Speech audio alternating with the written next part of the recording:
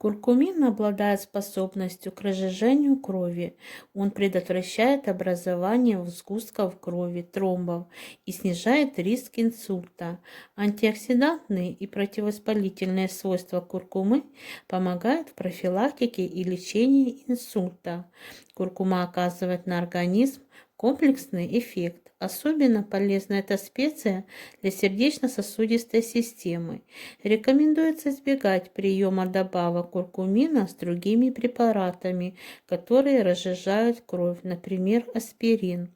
Помогает восстановлению после инсульта. При разжижении крови удается стимулировать кровообращение и снизить давление. Куркума помогает запустить очищение стенок сосудов от холестериновых бляшек.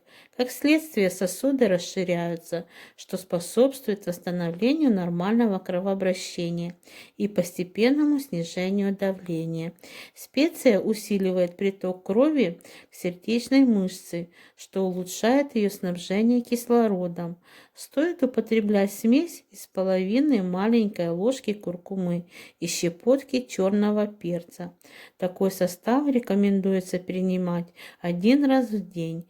Начинать лечение сосудов куркумой стоит с минимальной дозировки. Чтобы укрепить сердечно-сосудистую систему, необходимо взять 100 грамм меда и смешать с 1 столовой ложкой куркумы. Это средство поможет укрепить сердце и сосуды.